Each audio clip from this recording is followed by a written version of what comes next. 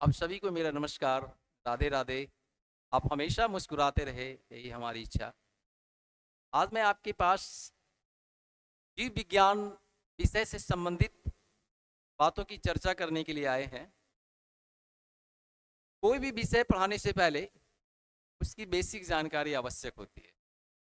तो जीव विज्ञान शब्द हमारे पास कैसे आ गए, जीव विज्ञान कैसे हमारे पास आया, इसकी जानकारी आपके पास रखेंगे। शायद ये जानकारी आपके पास पहले से भी होगी, लेकिन किसी भी विषय की गहराई में जाने से पहले उसकी सरलता आवश्यक होता है। शिक्षा का यह नीति है, सरल से कठिन की ओर। तो मैं आज जीव विज्ञान के बारे में आपको बताएंगे। प्राचीन काल में इस संसार में जितनी भी वस्तुएं थी, सारे को एक नाम था, प्रकृति विज्ञान। यह प्रकृति विज्ञान आगे चलकर दो भागों में बट गया, एक भौतिक विज्ञान, दूसरा जीव विज्ञान। और भौतिक विज्ञान निर्जीव वस्तुओं का अध्ययन का विषय बन गया और जीव विज्ञान सजीव वस्तुओं का अध्ययन का विषय बन गया। तो ये भौतिक विज्ञान और जीव विज्ञान जो बंटवारा हुआ अलग अलग, इसमें अरस्तु एक बड़ी भूमिका निभाए थे, इसलिए अरस्तु को जीव विज्ञान का पिता भी कहा जाता है। ये जीव विज्ञान को अंग्रेजी में बायोलॉजी कहते हैं, जो आप सामने देख रहे हैं। जीव विज्ञान को अंग्रेजी में बायोलॉजी कहते हैं। बायोलॉजी दो शब्दों का योग से बना है, एक बायोस, दूसरा लोगोस। बायोलॉजी दो शब्दों का योग से बना है, बायोस, लोगोस। बायोस को हम लाइफ कहेंगे, लोगोस का हम स्टडी कहेंगे। बायोस का अर्थ जीवन होता है, लोगोस का अर्थ अध्ययन होता है। लोगोस का अर्थ अध्ययन होता है। बायोलॉजी दो शब्दों का योग से बना है, बायोस, लोगोस। बायोस का अर्थ जीवन और लोगोस का अर्थ अध्ययन। तो ये बायोस और लोगोस ग्रीक भाषा का शब्द है। ग्रीक भाषा और लैटिन भाषा एक ऐसी पुरानी भाषा है जिससे विज्ञान के कई शब्द बने हैं, बहुत सारे शब्द बने हैं विज्ञान का। और ये दोनों भाषा इटली में बोली जाती है और इटली को यूनान कहा जाता है। तो मान लेंगे यूनानी भाषा हमारा ग्रीक भी है और लैटिन भी है। तो हमारा बायोस और लोगोस जो है ना, एक ग्रीक भाषा का शब्द है। बायोस, लोगोस ग्रीक भाषा का शब्द है। बायोलॉजी दो भाग में बट गया, बायोस में, लोगोस में। बायोस का अर्थ जीवन, इसको लाइफ भी कहेंगे। लोगोस का अर्थ स्टडी, जिसको अध्ययन भी कहेंगे। इस प्रकार बायोलॉजी का अर्थ हो गया जीवन का अध्ययन। बायोलॉजी का अर्थ हो गया जीवन का अध्ययन। आगे हम लोग जानेंगे कि जीव विज्ञान का भाग। वैसे तो जीव विज्ञान कई भागों में बटा हुआ है, बहुत सारी इसकी शाखाएं हैं, उपशाखाएं हैं, लेकिन प्रमुख रूप से जीव विज्ञान को हम दो भागों में बांटेंगे। प्रमुख रूप से जीव विज्ञान को दो भागों में बांटेंगे, एक जंतु विज्ञान और दूसरा पादप विज्ञान। जंतु विज्ञान में हम जंतुओं का अध्ययन करते हैं। इस पृथ्वी पर जितने भी जंतु है, सारे के सारे जंतुओं का अध्ययन हम जंतु विज्ञान के अंतर्गत करते हैं। दूसरी दूसरी इसकी शाखा, प्रमुख शाखा पादप विज्ञान। पादप विज्ञान में हम पौधों का अध्ययन करते हैं। इस पृथ्वी पर जितना भी पौधे हैं, सारे पादप विज्ञान के अध्ययन का विषय है। आगे हम लोग जानेंगे,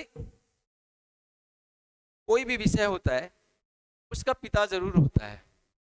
तो आगे हम जानेंगे कि जीव विज्ञान के पिता कौन थे, जंतु विज्ञान के पिता कौन थे और पादप विज्ञान के पिता कौन थे। क्योंकि पिता यूं ही नहीं कहा जाता है। जो व्यक्ति उस विषय पर, वह विषय हमारे पास लाता है, हमारे अध्ययन का विषय बनाता है, हमारे लिए उपयोगी बनाता है, तो वही पिता बनता है। हमारी पृथ्वी का भी पिता है। हमारी पृथ्वी का निर्माण भी गैसों का पिंड से हुआ है। तो आइए हम जानते हैं जंतु विज्ञान का पिता कौन थे, जीव विज्ञान का पिता कौन थे और पादप विज्ञान का पिता कौन थे।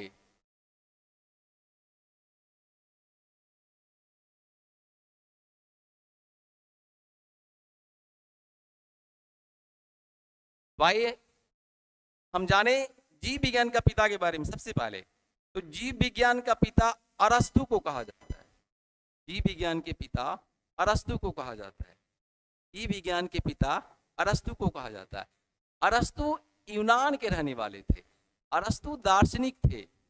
अरस्तु जीव विज्ञान के पिता इसलिए कहा जाता है कि उन्होंने जीवों को, जीव विज्ञान को एक अलग रूप दिया और हमारे लिए एक अध्ययन का विषय बनाया।